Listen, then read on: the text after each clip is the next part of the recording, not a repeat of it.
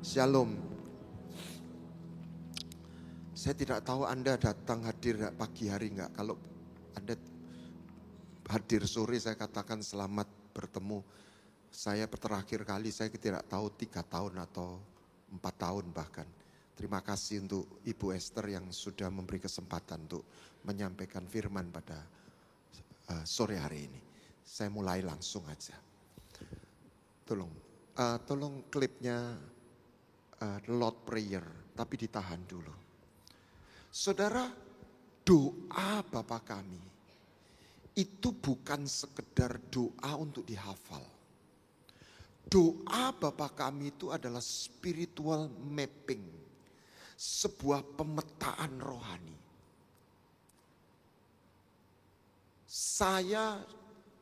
Tuhan taruh satu beban supaya umat Tuhan itu mengerti tentang sebuah bangunan rohani.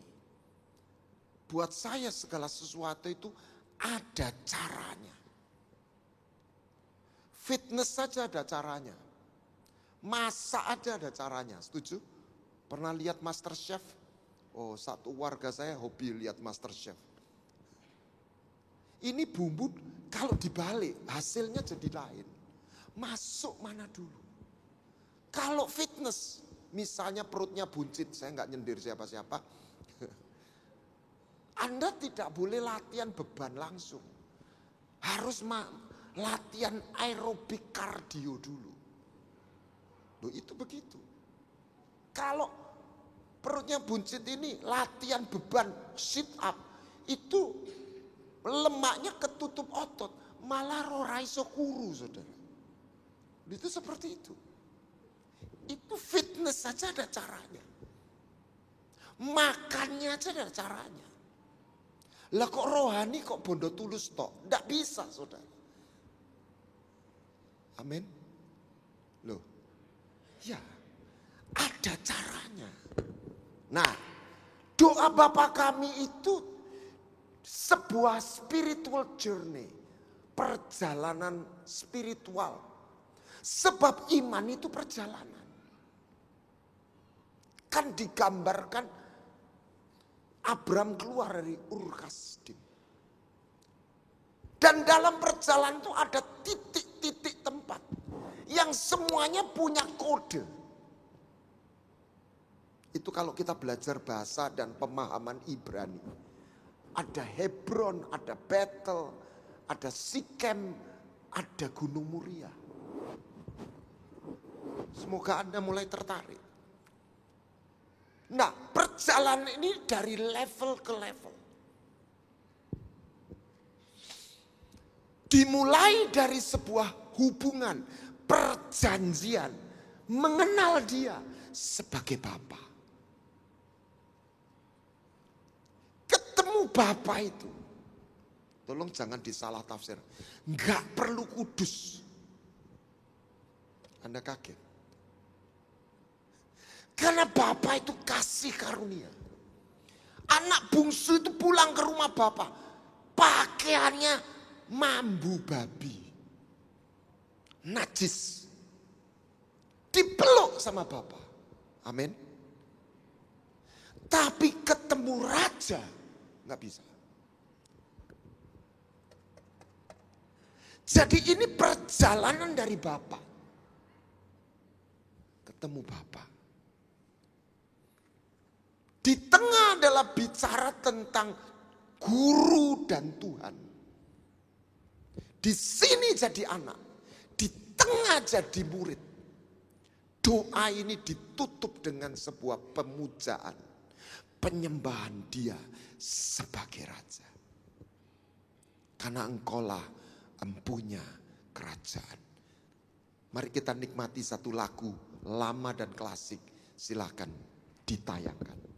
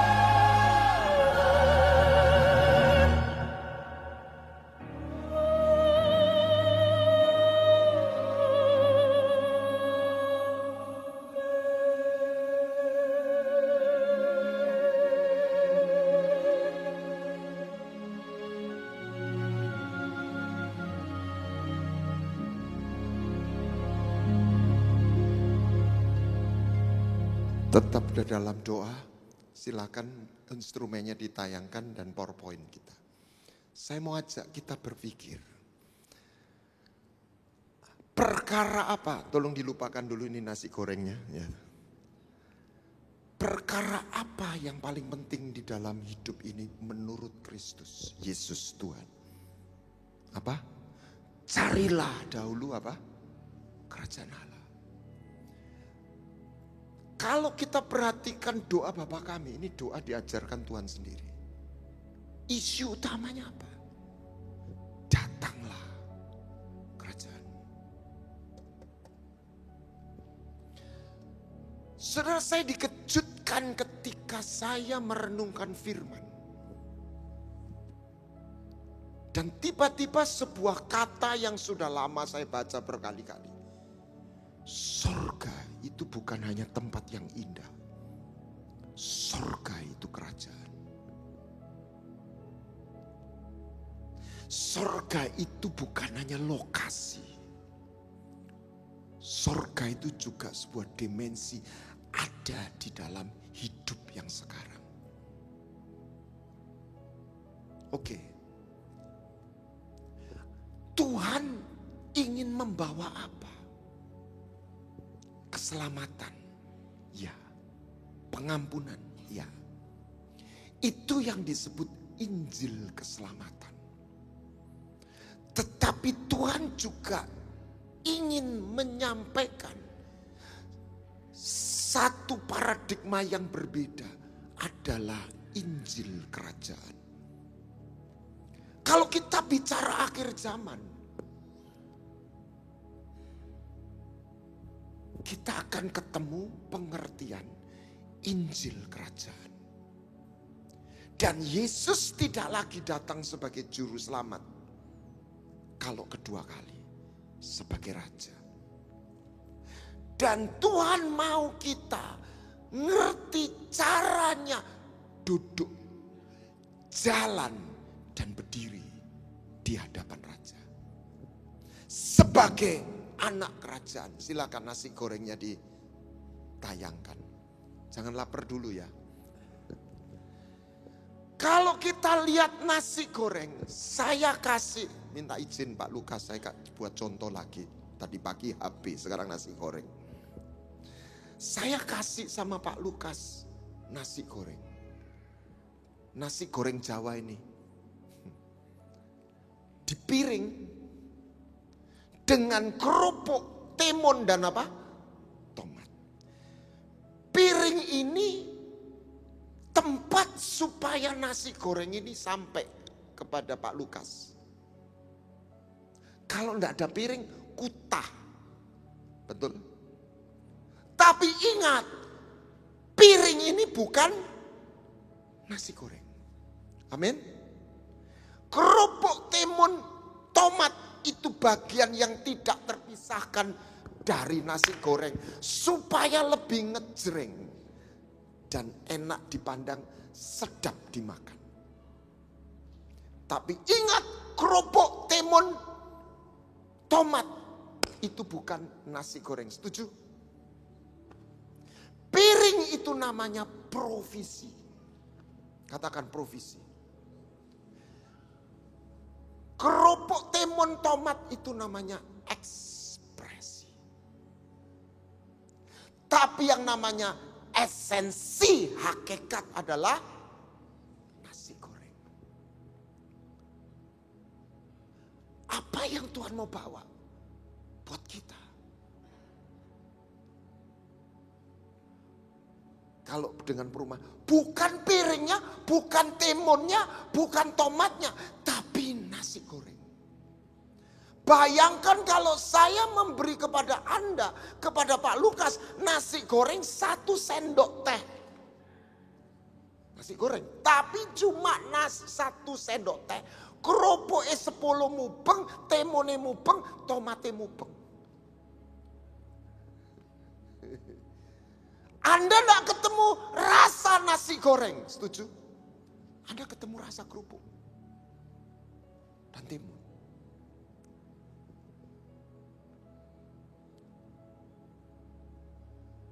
Kenapa Tuhan itu memberi kesembuhan? Karena itu wujud kasih.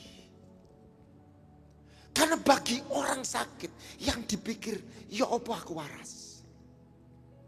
Masih dia punya uang 100 miliar. Pada saat dia masuk rumah sakit, yang dipikir kayak apa saya sembuh. Setuju?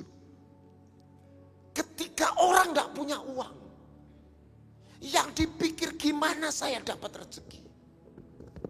Dan Tuhan itu adalah Jehovah Rafa, Jehovah Jireh. Tapi ingat, kerajaan Allah bukan kesembuhan. Kerajaan Allah bukan berkat. Amin. Amin.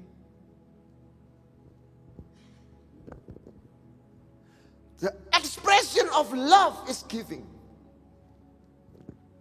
Kita bisa mencintai, kita bisa memberi tanpa mencintai. You cannot give without loving. Jadi kesembuhan dan itu ekspresi Tuhan.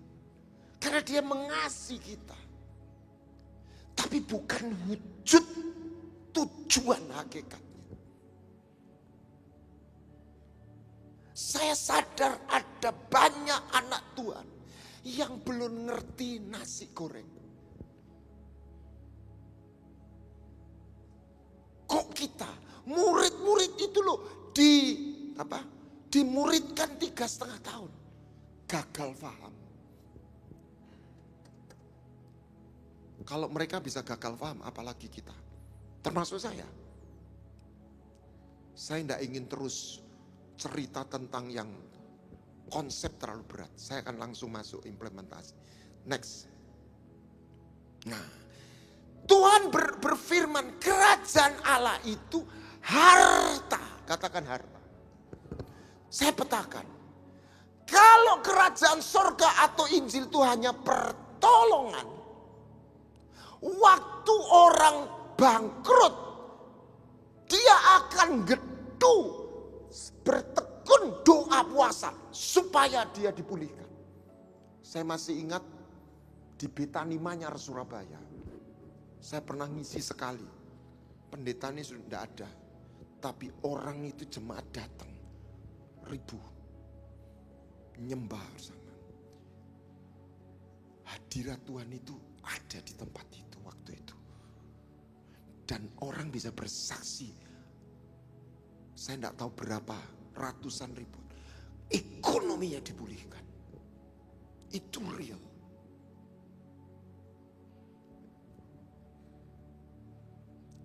Tetapi saya petakan, kalau orang bangkrut, dia berdoa, bertekun. Setelah itu dia dapat mujizat, dia diberkati. Terus dia sudah dapat punya uang 100 miliar. Dari bangkrut punya 100 miliar. Kira-kira doanya masih gedu seperti dulu atau kurang? Pasti kurang.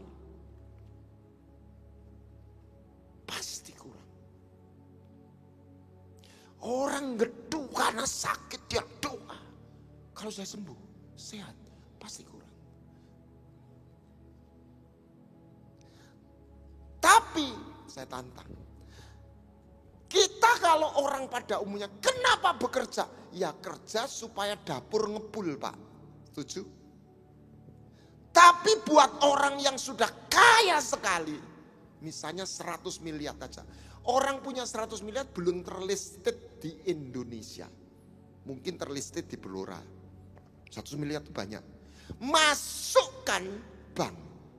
Jadi kita kerja supaya dapat income. Tapi buat orang super kaya, paradigmanya beda. Dia enggak kerja, income bisa masuk. Kalau 100 miliar ditaruh di bank, 0,5% aja berapa? Pernah mikir enggak? 500 juta per bulan. Nginep di JW Marriott Shangri-La 1,5 juta per malam. 30 hari berapa? Baru 45 juta. Anda punya 500 miliar tanpa kerja. Saya tantang. Saya pernah bicara di FGBM FI. Satu kota. Orang punya 100 miliar. Berhenti kerja atau masih kerja? Masih muda, pinter. Berhenti kerja atau tetap kerja? Jangan tuduh mata duitan. Bagaimana dengan Elon Musk? Punya sekian ratus triliun, bukan miliar loh, triliun. Elon Musk masih kerja enggak? Kerja, tapi bukan cari duit. Ada sesuatu yang dia kejar, betul? Apa itu? Bisa ambisi, bisa apa? Itulah harta. Kalau pertolongan Anda dapat, Anda kendor. Tapi kalau harta Anda kejar terus. Amin.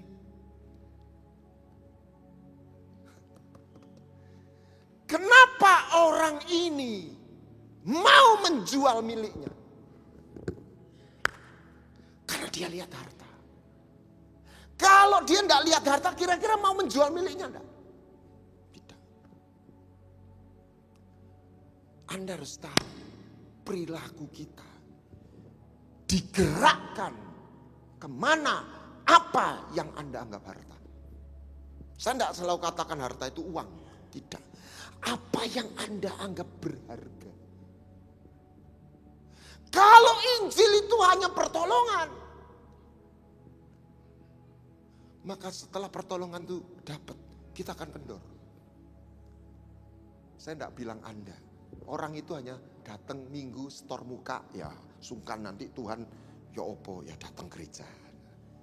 Tapi kalau harta, Anda kejar. Ibu-ibu, kalau ada uang 100.000 di rumah, Anda bisa lupa taruh di mana. Tapi kalau surat deposito 10 miliar, dijamin taruh lemari mana, selorokan mana, Anda nggak lupa. Setuju? Karena harta. Kalau ada monyet, monyet nih, bukan manusia. Saya sodorkan emas 2 kilo nih, 1 balok. Sama pisang, ini podo kuning ya Pak. Kira-kira milih ndi? Pisang. Kita bilang dasar lu monyet, nggak ngerti 2M ini. Karena dia nggak lihat ini harta. Tuhan berkata, di mana hartamu, di situ hatimu.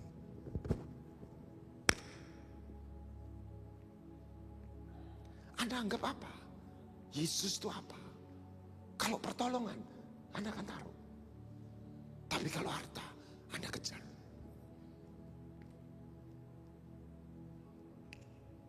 Saya punya teman di Lombok.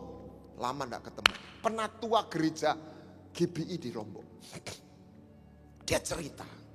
Dia dulu orang Surabaya salesman. Anak muda. Pacarnya di Mataram. Ini betul bukan drakor. Bukan drama Korea. Betul terjadi. Luar biasa. Jumat sore dia naik seberat sepeda motor. CB100 apa Yamaha itu zaman dulu.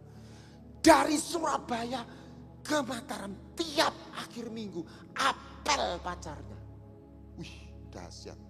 Nyebrang Gilimanuk, nggak ada tol, saudara. Seret, langsung tembus Bali, pelabuhan apa? Bali Lombok itu. Nanti minggu sore pulang Surabaya. Saben minggu. Saya bilang, romantis tenan ya. Kenapa? Karena pemuda ini sekarang sudah suami istri di Lombok sana, di Mataram. Karena dia nganggep pacarnya itu harta.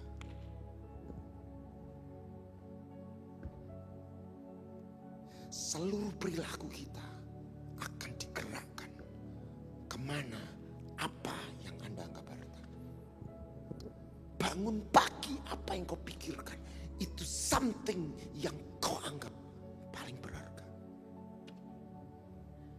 Sadar atau enggak sadar? Saya dulu belajar karate. Kelas 4 SD. Kelas 5 SD pindah mulai. Saya masih ingat diajak berlibur sama satu keluarga saya. Kelas 6 SD. Ya, ntar saya tarik. Saya latihan di dojo. Dojo itu ruang latihan. Seminggu 2 kali. Kalau ke gereja berarti doa malam sama minggu. Lumayan ya. Tapi saya latihan tiap hari. Anak kelas 5 loh. Sekarang anak kelas 5 itu masuk apa? Remaja, sekolah minggu. Masih cilik, sinyo. Bukan diiming-imingi duit, bukan diancam. Kenapa saya lakukan itu? Saya masih ingat tadi itu diajak ke Tretes. Zaman dulu itu anak itu enggak kakian bondo, enggak ada HP dan sebagainya. Kita berlibur di Tretes. Makan pagi jam 7, setengah 8. Jam 6 saya bangun, saya latihan 1 jam. Saya pikir, gila itu. Apa penyebabnya? Karena saya ngefans sama pelatih saya. Buat saya pelatih saya itu keren. Saya kepingin jadi seperti dia. Saya nggak lihat pelatih saya itu penolong. Bukan. Saya lihat dia sosok yang keren. Yesus bukan hanya baik.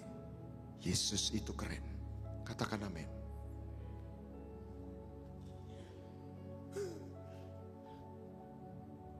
Harta. Next. Nah, saya akan masuk down to the earth lagi. Lebih masuk lagi. Apa yang dalam hidup ini yang berharga, yang Anda lihat harta. Dan otomatis Anda akan menjaganya. Buat saya kesehatan itu harta. Usia di tangan Tuhan. Tapi kualitas hidup salah satu adalah kesehatan. Oleh kemurahan Tuhan hari ini dengan usia saya pasti bisa pencilaan. Saya bisa lari, bisa pencilaan, lompat-lompat. Saya boleh makan apa saja. Tapi saya mesti tahu diri juga. Oke, apa yang berharga di dalam hidup ini? Yang pertama, dikatakan, saya langsung terjemahkan, biarlah setiap berkorban, saya sampai lupa bahasa Indonesianya apa ya. Bentar. Biarlah kau digarami. Jadi bahasa Inggrisnya, biarlah setiap persembahan itu dibumbui dengan api. Dan setiap persembahan biarlah dibumbui dengan garam.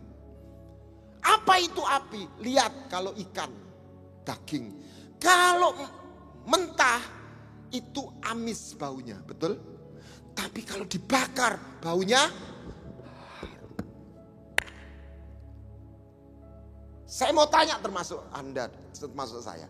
Anda dan saya amis atau harum? Tergantung dibakar atau mentah. Apa itu harum? Ada aroma. Apa itu garam? Ono rasa. Bahasa Jawa itu mantap. Ono rasa nih. Nah, musuh kita ketika usia bertambah itu bukan hanya kelemahan fisik. Rasane entek.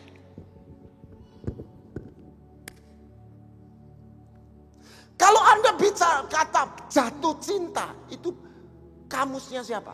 Anak muda. Orang tua itu jarang jatuh cinta, itu urusannya arek enom iki awak-awak wis tuwek. Biasanya ngomong begitu. Jatuh cinta itu kata di Silitonga 1.000.000 rasa. Ada sebuah cerita, ini tenanan saudara. Di Surabaya. Panti jompo. Mak-mak sama ngkongkong dititipkan di sana, mungkin keluarganya enggak bisa ngopeni, saya enggak tahu. Yang nulis Dahlan Iskan. Panti jompo Surabaya. Nah, mereka punya kamar sendiri, tapi kalau makan pagi, makan siang, makan malam kumpul jadi satu. Nah, tiap hari mak sama ngkong ini ketemu kumpul. Ya punya kamar sendiri-sendiri.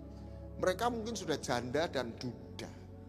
Satu hari ada satu engkong kesetrum, mak. Ini beneran saudara. Dan dia selalu nunggu kapan makan pagi, makan malam. Ketemu mak ini. membaca artikelnya, saya enggak mentertawakan. Ini benar-benar, ini orang dapat anugerah. Dan engkong ini cemburu kalau emak ini ngomong-ngomong sama engkong yang lain. Loh, bayangin saudara. Dan ternyata juga emak ini juga ada perubahan perilaku. Biasanya bangun pagi, mandi, ganti pakaian, langsung metu kamar. Setelah ditaksir engkong, bangun pagi, mandi, ganti pakaian, nggak langsung keluar. Ngoco dhisik, dandan dhisik, karena mau dilihat engkong.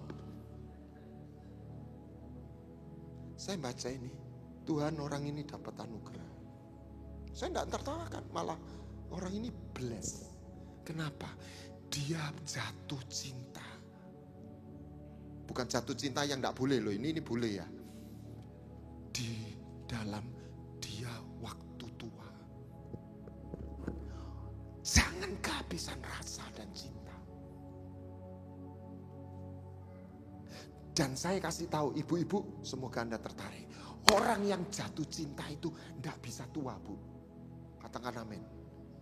Loh, kalau tua dia lupa bahwa dia sudah tua.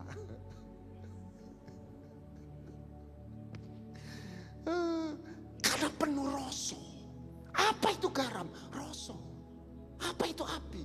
Aroma.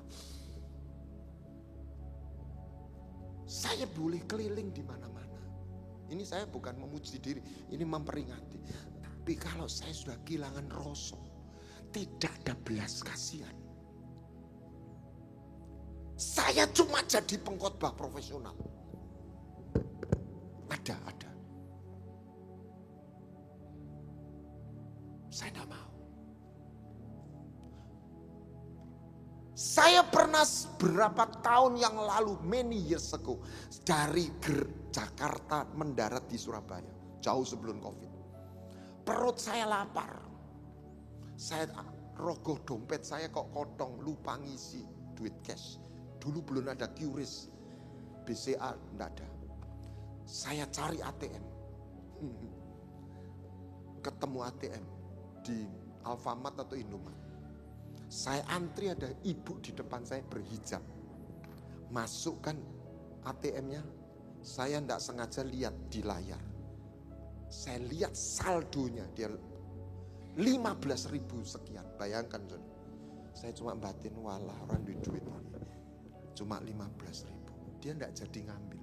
Mungkin dia nunggu transfer dari anaknya atau apa, saya enggak tahu. Atau uang pensiun belum nyampe. Dia cabut aja. Nah, saya kan mau ngambil uang cash. Saya lupa sama orang ini. Saya masukkan, saya ambil. Cuk. Saya masukkan. Roh Kudus tiba-tiba ngomong, kasih. Saya ambil separuh.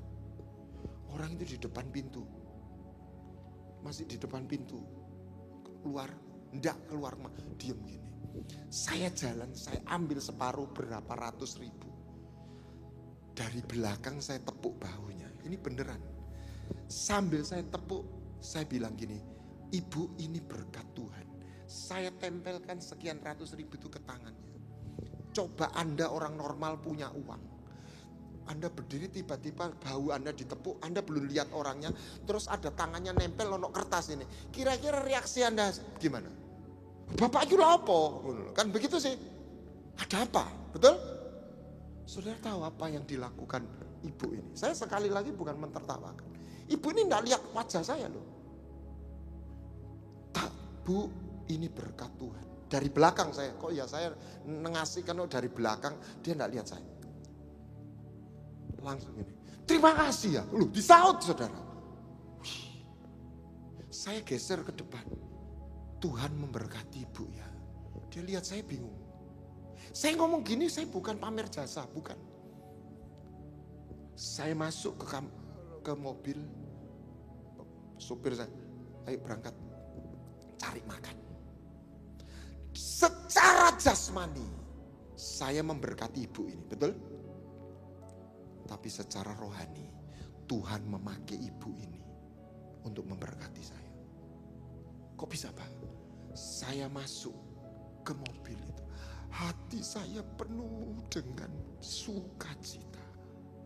Amin. Anda pernah merasakan seperti itu? Dengan damai. Saya nggak merasa berjasa. Belas. Saya merasa diberi kesempatan. Saya dapat jakpo. Tahu jakpo? Roso. Saya butuhkan itu. Supaya saya enggak tuwek. Amin. Supaya saya penuh, bisa dipenuhi rasa.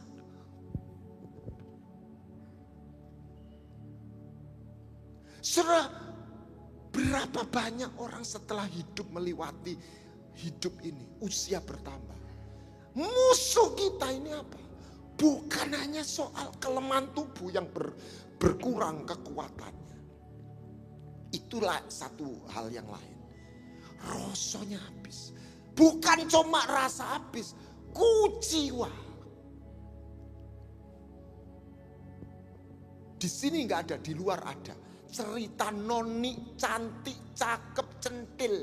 Jatuh cinta pertama kali. Dia membayangkan pacarnya seperti Cinderella. Jalan waktu ternyata pacarnya mengkhianati dia. Patah hati pertama kali. Ini cuma ilustrasi, bukan cerita beneran yang ini. Yang tadi itu cerita beneran. Yang di panti jompo ini beneran. Yang saya mendarat itu beneran. Yang ini ilustrasi. Dia pacaran lagi, jatuh cinta lagi, dikhianati lagi, patah hati lagi. Ada enggak cerita begitu? Ada. Yang ketiga, jadi suaminya. Ternyata suaminya enggak cinta sama dia. Umur 40 bertransformasi dari noni cantik, centil, lucu, jadi nenek lampir. Kepahitan, ngomel. Ada enggak? Percayalah ada dalam hidup. Ini orang masuk endut kotoran dan dia enggak bisa membersihkan. Dia tua sebelum waktu. Siapa mau? Jangan mau. Amin. Anda harus ngerti namanya detok. Supaya rasa dan cinta ini tetap mengalir. Kalau itu Anda anggap harta, Anda tidak ingin kehilangan. Katakan amin. Next. Makanya Tuhan berkata, yang ku kehendaki adalah belas kasihan. Apa yang ahli Taurat tidak punya? Belas kasihan. Apa yang terjadi pada Yakub? Patah hati meratapi Yusuf. 15 tahun tidak ada cerita Yakub mengalami mujizat. Beberapa pelayan Tuhan cuklek.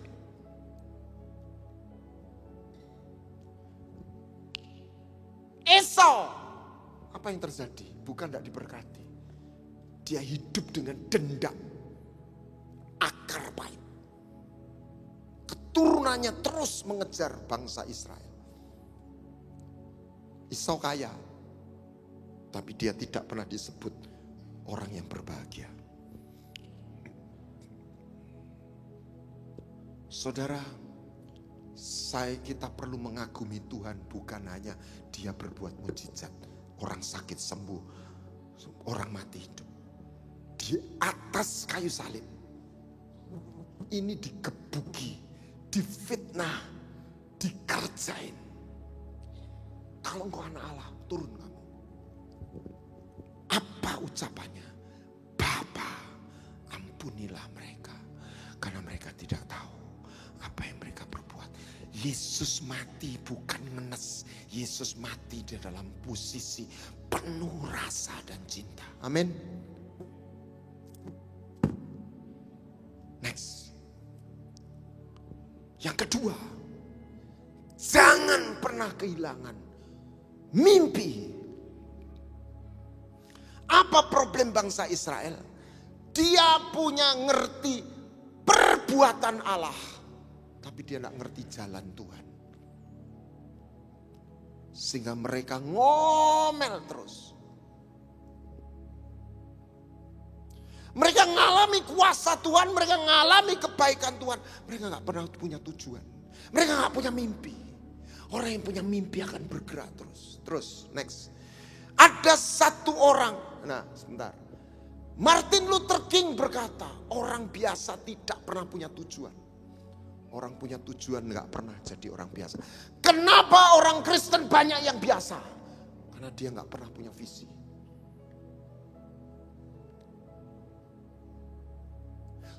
Bapa itu adalah Bapa yang memberi mimpi.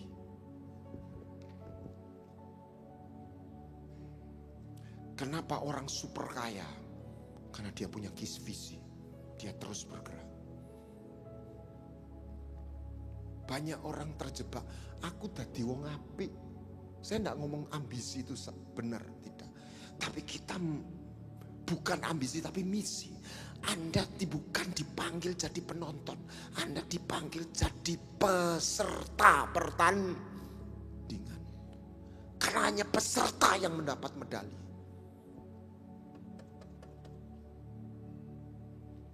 Next. Apa bedanya Imam Eli dan Musa? Perhatikan. Imam Eli mati umur 98. Musa mati umur 120 tahun. Perhatikan. Alkitab ini punya kode. Tidak pernah dikatakan Musa itu tua. Cek di Alkitab. Tapi dikatakan Imam Eli itu tua dan sangat tua. Kenapa? Salah satu matane ora ketok. No visi. Kalau secara rohani. Musa secara alegoris dikatakan matanya tidak kabur, visinya tetap hidup, kekuatannya, urapannya tidak hilang. Amin. Musa mati tidak sebagai orang tua. Anda mau Injil keselamatan atau kerajaan? Pilihan di tangan Anda.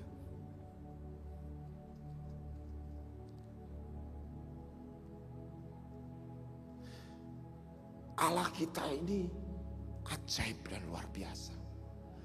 Saya percaya orang yang jalan sama dia, dari orang biasa menjadi orang tidak biasa. Saya tidak katakan dia harus hebat. Tapi dia bisa orang biasa. Tapi punya hati yang gak biasa. Amin. Amin.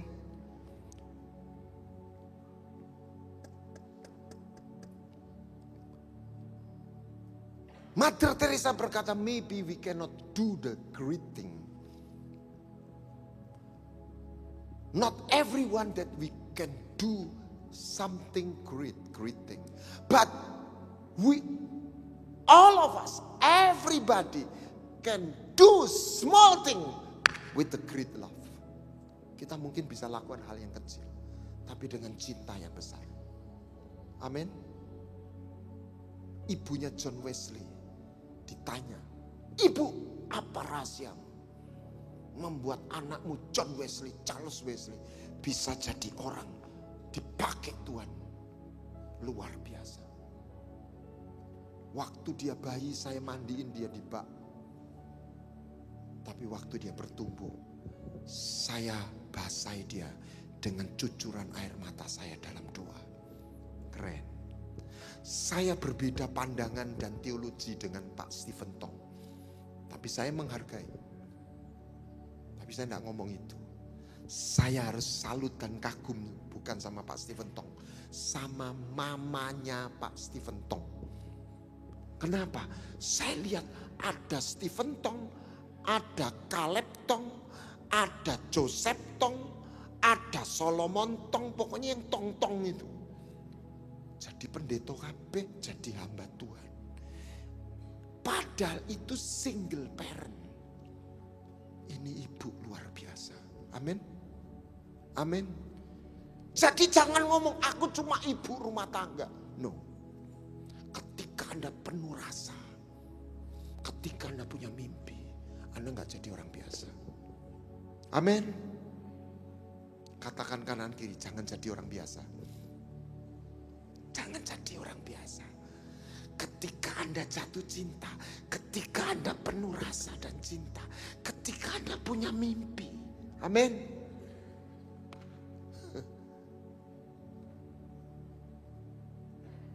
Next. Saya diwanti-wanti, Pak lak khotbah ojo angel-angel. Amin, siap. Jadi saya putar bener. Ya apa yang saya sampaikan itu jadi bisa dipahami. Nah, ada satu cerita di Alkitab namanya Engkong Kaleb. Katakan Engkong Kaleb. Umurnya berapa? 85 tahun. Kalau dalam persepsi Indonesia, umur 85 tahun itu apa? Engkong tua. Ronald Reagan jadi presiden umur 70.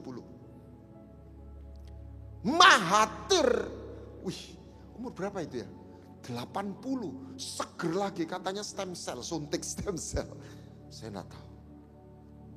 Ini engkong 85 tahun. Terus dia pernah dinubuati 45 tahun yang lalu. Kalau Anda dinubuati 45 tahun yang lalu, kira-kira masih ingat atau lupa? Lali. Dia ingat, aku mengikut Tuhan dengan segenap hati. Kenapa? Dia pegang janji Tuhan itu. Bayangkan. Terus dia ngadep sama Yosua. Yosua, Tuhan berfirman, 45 tahun waktu aku umur 40. Terus saya ini, next. Sekarang aku sudah umur 85 tahun. Tetapi kekuatanku, saya tidak bicara kekuatan fisik, ini gambaran. Rohku, semangatku tidak berkurang. Katakan amin. Berikan Hebron itu kepadaku. Maka Engkong Kaleb ini dapat warisan Hebron di usia 85 tahun. Siapa yang di sini umur 85? Ada. Jadi Anda dan saya masih muda. Katakan amin. Jangan jadi tua dulu.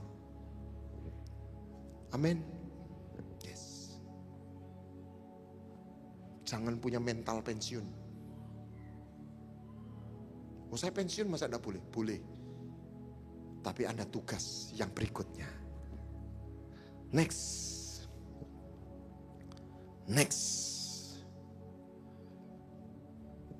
Jangan kehilangan nilai dan value.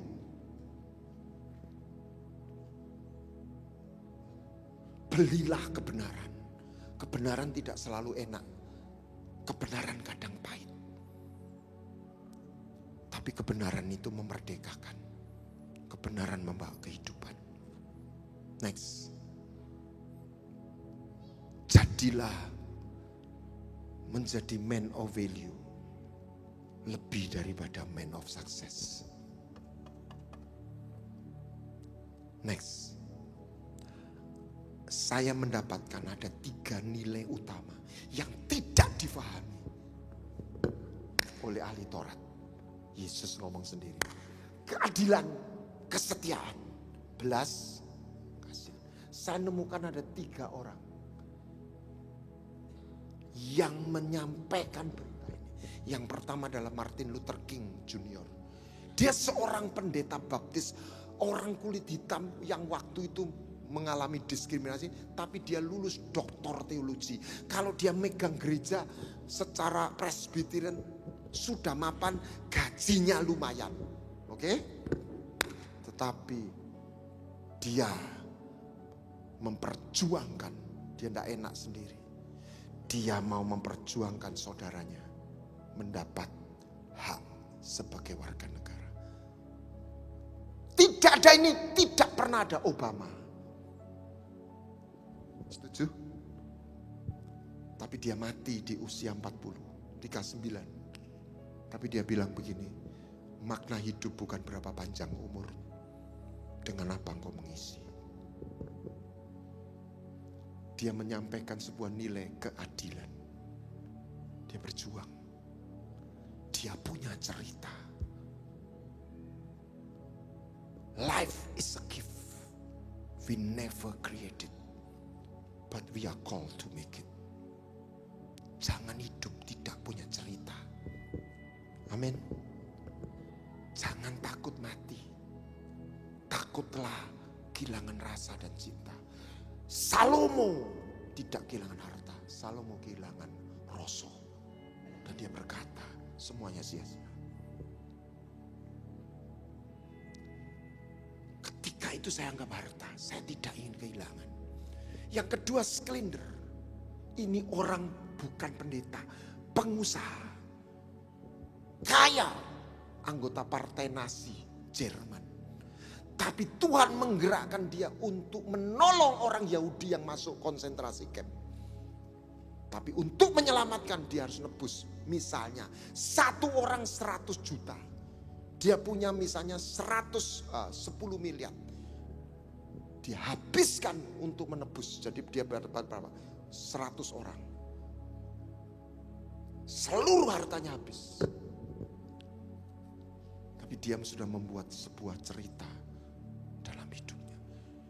Dia tidak cerita agama. Dia cerita tentang kesetiaan. Yang ketiga, siapa? Mother Teresa. Dia menyampaikan sebuah nilai belas kasihan.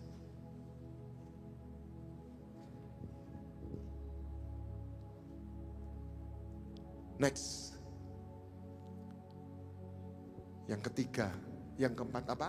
Saya tadi pagi membagikan. Jangan kehilangan hadiratnya. Next. Apa yang diminta Musa ketika dia bertemu dengan Tuhan? Dia berkata, jikalau hadiratmu tidak menyertai aku, jangan kau suruh aku lanjut. Dan Tuhan, biarlah aku mendapat kasih karunia. Bagaimana aku tahu bahwa aku dapat kasih karunia? Kecuali engkau berjalan bersama kami. Kecuali your presence will go with us. What is the most precious in our life? Ya, saya nggak ingin maksakan. Tapi salah satu yang saya rasakan, hadirat Tuhan. Ketika itu kau anggap harta, kau tidak ingin kehilangan.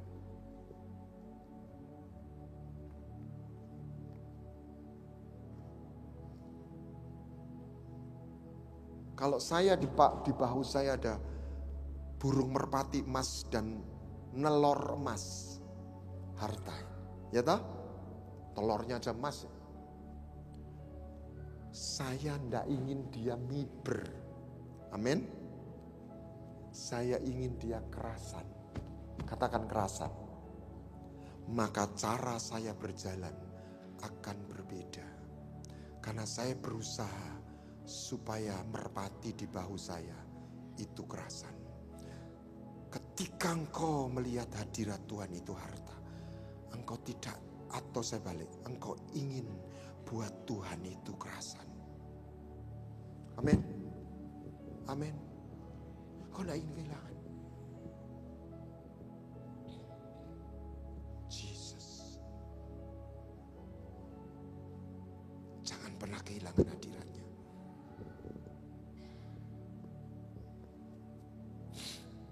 Yang kelima, next. Yang terakhir. Oh, stop dulu. Daud tidak kehilangan hadiratnya di tengah krisis. Sementara Salomo kehilangan hadiratnya di tengah suksesnya. Anda mau pilih mana? Ya kalau bisa sukses dan punya hadirat Tuhan, Pak. Ya benar. Saya punya cerita dari Sadhu Sundar Singh. Cepet-cepetan ya waktunya. Ada seorang ibu sama anak noni. Ini cuma ilustrasi. Jalan pulang lewat kampung, lewat hutan. Sudah maghrib senja. Lalu sambil jalan karena di hutan ada bukit, dia lihat ada pohon mawar. Bunganya merah, wapi.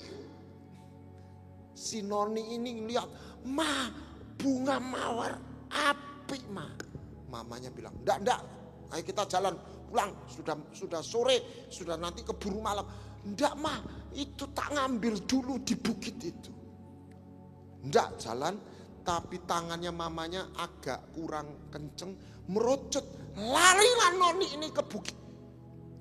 Lalu dia bisa sampai di pohon itu, dia petik mawar yang begitu bagus dan indah. Dan dia senang dicium, baunya harum. Dia turun, dia ingin tunjukkan mamanya. Mamanya lihat itu memberi pelajaran. Mamanya delik. Si Noni itu asik dengan bunganya. Wah, mama, ini bagus mah. Ya enggak ada, mamanya delik toh, sembunyi. Tapi dia, waduh, 2 menit, 5 menit, 10 menit, 15 menit. Dia sudah puas lihat Tuhan. Dia panggil mamanya. Mamanya di mana? Tidak ada. Mama. Lama-lama mewek. Ngomongnya apa? Sing dipanggil apa? Mama. Bunga yang begitu menggairahkan. Ketika dia kehilangan mamanya. Amin. Aku mau mama. Bunganya sih. Itulah Yudas. Aku ra butuh 30. Tak balik no. Ternyata aku kehilangan Yesus. Dia kehilangan jabatannya. Dia kehilangan jubahnya. Loh, Yudas mengembalikan 30 keping perak dibalik no loh. Betul? Dia baru sadar ketika dia kehilangan Yesus. 30 keping perak ini nothing. Aku mau Yesus.